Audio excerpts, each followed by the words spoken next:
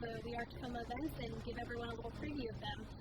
We're outside of the Takoma Park Community Center today on this beautiful summer day talking about October events. And first on our October event series is Peter Jones, who is going to be doing a lecture called Brewing Up History in D.C. Hi, Peter, and welcome. Thank you. Why don't you tell us a little bit about what made brewing in D.C. Such a big pre-prohibition industry? Well, in the mid-19th century and around the 1850s, and especially with the Civil War, there was a huge influx of immigrants into Washington, D.C.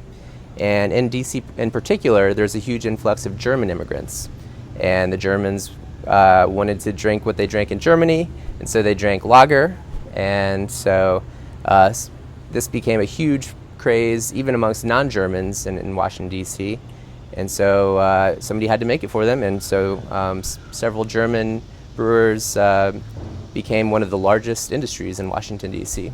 So why don't you tell us what made beer back then different from beer today that we drink? Back then, first of all, they didn't have the same level of sanitation that we have now. We have stainless steel fermenting tanks and very rigorous science. Most breweries today have entire labs to test beer, so it was a little bit funky compared to what we drink today. It was also probably much stronger than the typical lager that we would drink today. Some of the beers that they had back then that would have been normal beers were up to 6, 7, even higher than 7%, which is pretty strong, about twice as strong as the average beer today. Outlet more nutritional value at the same time?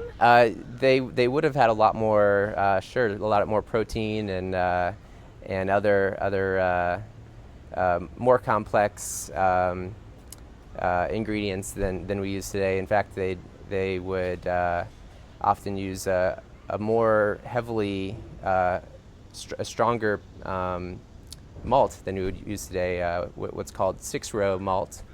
And this gave the beer a sweeter quality, which they would add corn to or rice to make it drier. So on a hot summer day, it would be a little bit more thirst quenching than without the corn or rice.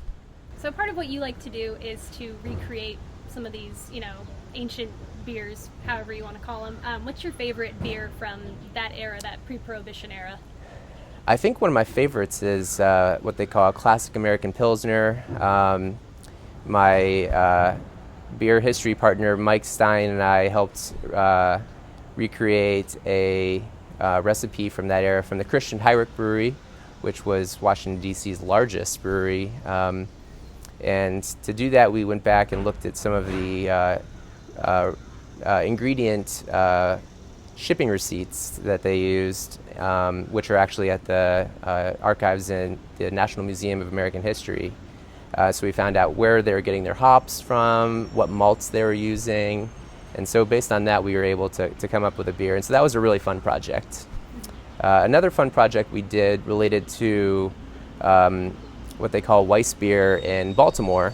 So in Baltimore, there were hundreds of these very small brewers on what's called Brewers Hill in Baltimore, which is still a neighborhood in the city. And they brewed a very sour style of Weiss beer or wheat beer. And this is something that you can only really find in Berlin today. It's a really old style. And so we also found that normally they use wheat, but in this case, in Baltimore, there were some breweries that only used barley. And so we thought that was a really interesting take that was particular to Baltimore. And so we made that beer with the Union Craft Brewery in Baltimore. And so that was a lot of fun to make that as well. So for people who are going to come to the lecture on October 1st, maybe you could give them a little preview. Will it be more beer history, proper, or is it going to be more like an overview of different types of beer and how they've evolved? We hope to mix a little bit of both, kind of take us through the history of brewing in Washington, D.C., and what it means for the city itself. in DC we've always made laws, but at one time we also made a lot of beer. So I think that's kind of an interesting part of the city's history. And then we also want to take all the audience through how we research a beer recipe, and what are the steps of rebrewing historical recipes. Looking forward to it. Thanks for being here. It's good talking to you. Thank you very much. All right, stay tuned with BackStage Takoma. We're going to be back with Laura Quiorga, who is doing a bilingual interactive children's show. So stay tuned for that.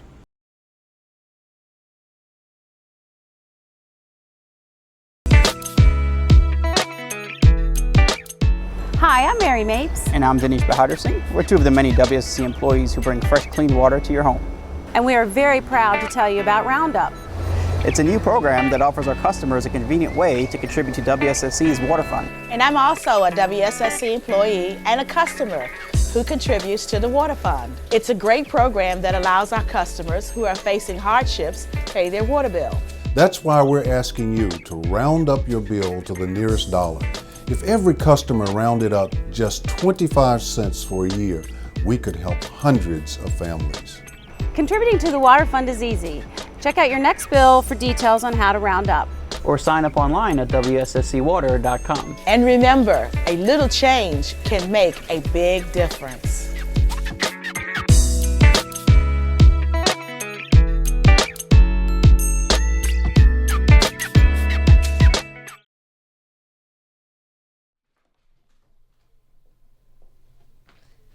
Grandma, she's here! Grandma! Okay, I'm ready. Hi, I'm Jackie. I'm here to pick up Mrs. Johnson. Hey, Mrs. Wells, she's ready. Mrs. Wells, thanks for coming. Oh, you're welcome. I'm glad you called the Village at Takoma Park. Okay, let's go. The Volunteer Ride Program is one of the services offered to seniors who cannot drive themselves and who are members of the Village of Takoma Park. The request for driving can be for doctor's visits, for shopping trips, or for social events. Regional rides are provided as long as volunteer drivers are available.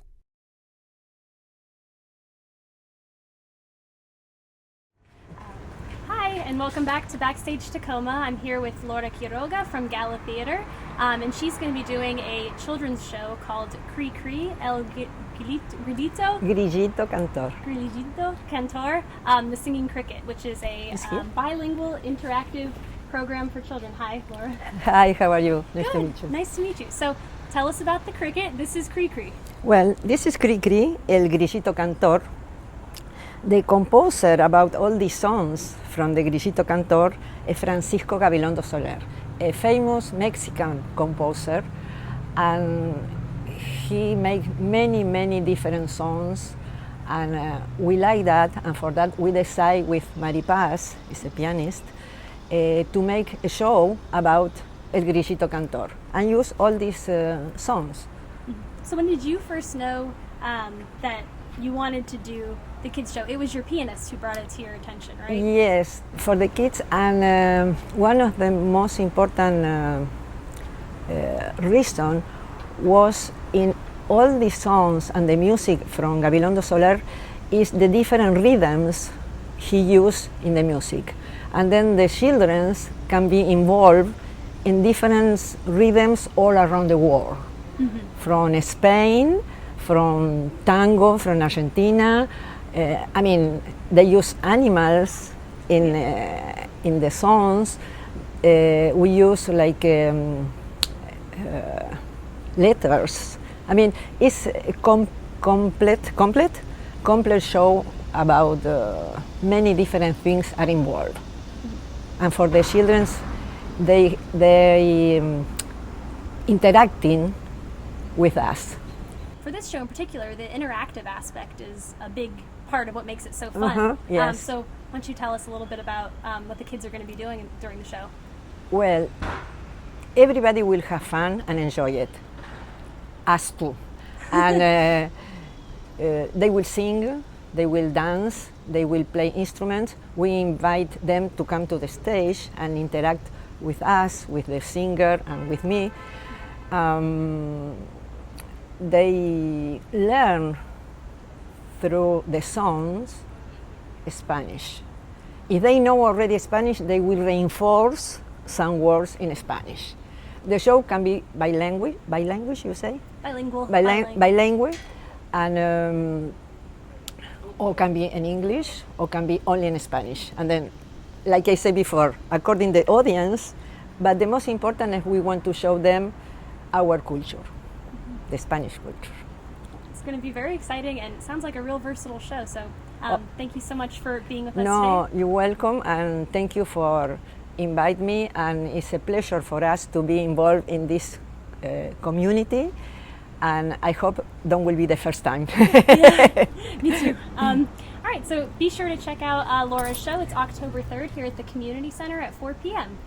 So we'll be right back with Backstage Takoma.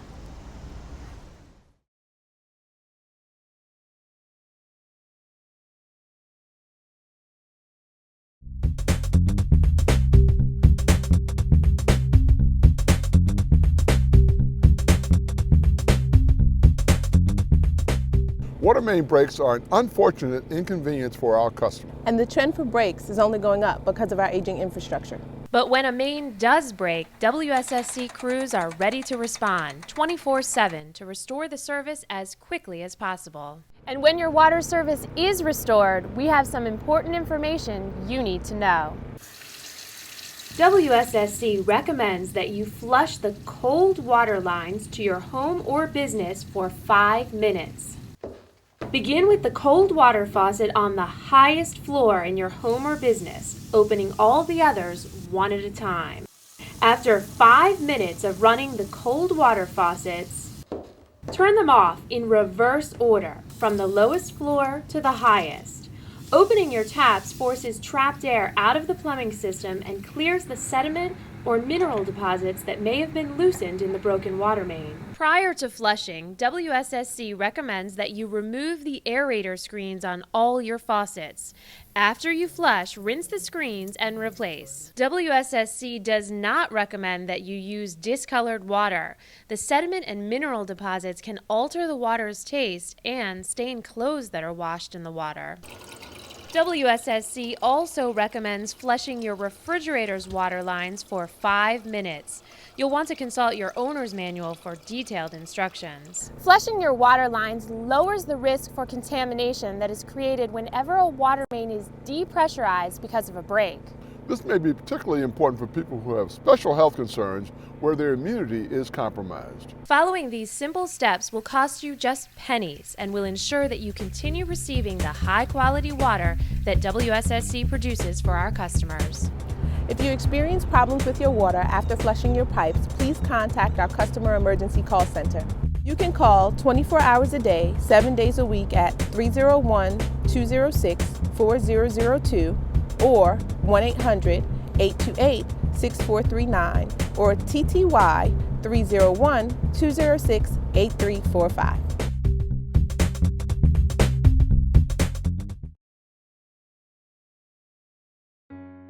Every year, 8 to 12 million animals enter animal shelters nationwide. Only 3 million of them find a home. Guess what happens to all the others? 5 to 10 million animals are euthanized every year because they can't find a home. So adopt a pet from the shelter. Because for these animals too, there's no place like home. For more information on adopting an animal, call the Washington Humane Society at 202-723-5730 or visit their website at www.washhumane.com.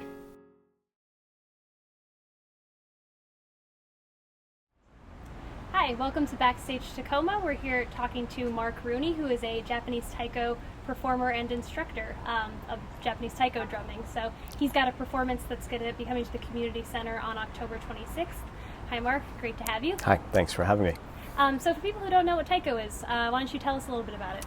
Sure, taiko is a Japanese form of drumming. Taiko, the word itself simply means drum in Japanese.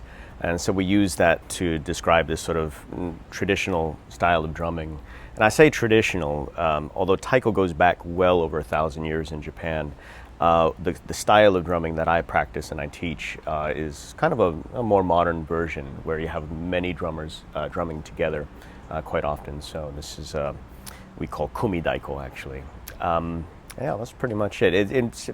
The short of it, big drums, big sticks, big noise. Excellent. So for this performance, it's hashtag randomactsoftaiko. So what's the story behind that and the branding kind of? Right. This is kind of a movement that I sort of started maybe 2 years ago. For myself as a taiko performer and artist, I've done a lot of sort of traditional taiko. I've done a number of collaborations, but especially in the last few years, there's been a lot of focus on the collaborations. So the random acts of taiko really means it's kind of at where these intersect, kind of finding these random occurrences where different mediums sometimes can come together in varied places too. I really like to be site-specific when possible, and that often even what is played will be entirely unique because I deal with parameters rather than musical scores. So every performance that we might do of the same piece would be entirely different. As far as I know it's a lot of improvisation, but as the very rudimentary aspects of taiko, how does it differ from other styles we might be more familiar with? Yeah. Drumming styles, that is. Actually, well, there's actually a lot of similarity when you think about it. Yeah. But at the same time, taiko is really loud. I know all drumming is loud, but taiko in itself, the idea of taiko is really about carrying the sound of the drum, really connecting the energy of that drum to the people who are hearing it. And not just hearing the drum, but really feeling and experiencing the drum very, very deeply. So for this particular performance, I'll be collaborating with movement artists, with a band, a contemporary band, and other taiko drummers, some of whom I have never worked with before. But in order to really cross certain genres and to get into, for example, you may or may not hear a Led Zeppelin cover as played on taiko drums. So maybe I'll leave that as a teaser. So. Looking forward to it. Well, thank you so much for being with us. Good chatting with you. Thank you. And we will be in the studio of artist Matt Sesow for our next BackStage Takoma interview, so stay tuned.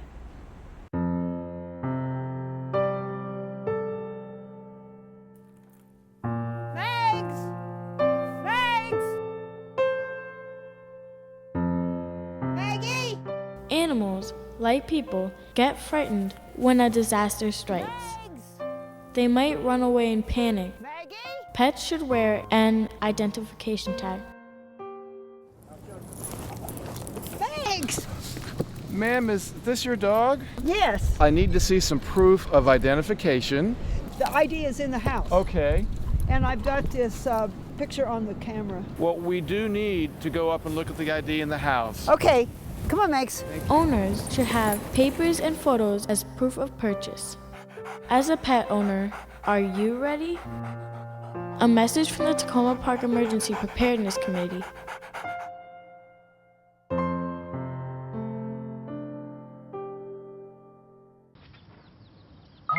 G morning, sunshine. Wakey, wakey. Text me back. You can figure out duties in a Hey, did you tell your parents about us? Let's skip first period together. Did you get all my texts? Is practice over yet? Where are you at? Are you with your friends? That's L-A-A-A-A-M-M-E-E-E. Capital X, lowercase o, capital X, lowercase o. I love you. JK, I hate you. JK. Are you ignoring me? We're in a huge fight right now. Is this something I did? I can see your lights on. I'm coming over. What'd you dream about? Me? I'm lonely. Holla back. Holla back. Let's try something new. Nude pics. Send me some. Text me.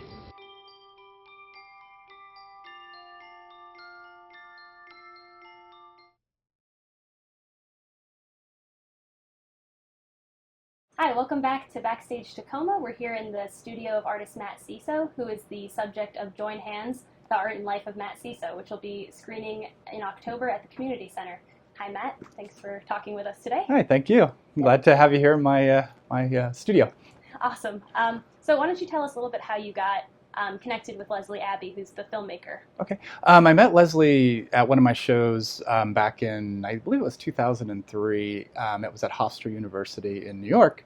And it was a show for disabled artists and also for people who, I think it was called The Art of Survival. So it was also people who maybe had cancer and survived that and were doing art about it. And also a variety of, I guess, things that had happened to them. So I had done this huge painting on this wall, actually, behind us back in about, 12 years ago. And it was about the day that when I was playing in a small, by a small airfield in Nebraska where I grew up.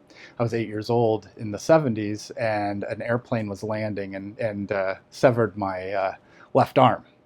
So I did a painting about that. It was huge, and anyways, that was one of the featured paintings in this exhibition at Hofstra University. And Leslie was there documenting the stories that people were telling and things. And she decided at that point, with the interview she did with me, which is in the movie itself, to follow me for the next, I guess, 12 years and work on this this film. So it was kind of a long process to make the film. How was that, having someone document, your process and your art? Yeah, it was really neat, because what she did was she came to DC on several occasions and interviewed people who had bought my work, asking them questions about like why and what they like about it. And also she even came to one of our Thanksgivings in Nebraska and interviewed my family, so that's in the film. We went to the location of the accident, which is out in the country in Nebraska. So it was really interesting and a little, odd, because I was always thinking, I don't understand why anybody would be interested. I mean, I know it's an interesting story, but it just seemed a little like fantastic to have somebody follow me around with a camera for so long. And the movie itself ends, not to spoil the ending, but with my wife and I getting married at an exhibition, an art exhibition in Washington, D.C. So it's pretty cool. And it was like a big happy ending kind of thing. That is awesome. It's like you're a Kardashian or something. Yeah, I guess. So why don't you tell me a little bit more about your influence? Do certain artists influence you, or is it experiences you've had like your accident? Yeah, I think to begin with, the reason I got into painting was just to kind of hang out with people who I thought were cool. I was dating a girl at the time, and her lifestyle in Mount Pleasant was where we were, where she lived, and she lived with a house full of artists, and so I was like kind of pretending that I could do it too, and it was really funny. So I just really took to it. I started to have a lot of fun with putting the colors down and making the paintings and all that. And the way it started is I would take the city paper, the Washington D.C. city paper, and look at ads and ads for shows and bands. And then I would kind of like try to draw those or paint those. And that's kind of how it started. And then I went into painting about my disability and painting about the accident. And then that's when it really took off, because I found this natural, I guess a lot of people say that the art of healing, the way that people who go through trauma or bad things, maybe sitting down and painting about it or drawing it is a great way to help express yourself and maybe get through some of the harder parts of that. So anyways, I started doing that, and that's kind of how it all took off. And I would go down to the museums here in DC and look at art, get inspired by painters like William de Kooning, Francis Bacon, and then there's a lot of Jean-Michel Basquiat, if I pronounce his name correctly. But there's a lot of like his little iconography that I've been influenced by. For people who are coming to the screening on October 8th at the Community Center, what else can they expect to see in your life? Yeah, well, the part that's really embarrassing for me at the beginning of the film is the interview in 2003 when I was in New York for this show.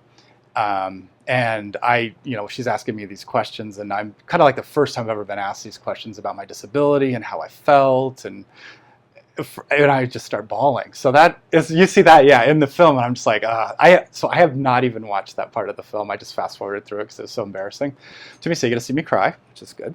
12 years ago, and that's really, I think, pretty telling, because when I first started, it was such this like raw, emotional stuff that I had just kept inside of me for like 28 years and hadn't really, let out, or not 28 years, I guess 20 years. But So dealing with that and talking about it was really hard for me to do at first. And I was like, oh. So anyway, so that's in there.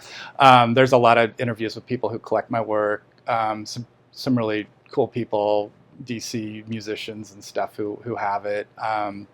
There's some good music in it. So I don't know. And a lot of my paintings, a lot of, you can see a lot of my art. And I'll be there too at the screening to answer questions. I guess we'll have a Q&A at the end or before, whenever. But I'll be there, and I'll have a bunch of paintings as well if anybody'd like to pick up some originals. Anyways, and other artists too. Like if you have questions about making it in the DC art scene, I could help with that. I also show internationally. There's a lot of like advice I can give to young artists looking to emerge and things like that. Sounds like it's going to be a really good screening. Thank you so much for chatting with us. Great, thank you. All right. So be sure to head down to the Takoma Park Community Center on October 8th at 7:30, that's Thursday, to see Join Hands and to meet Matt. And stay tuned for another edition of BackStage Takoma next month. Thanks.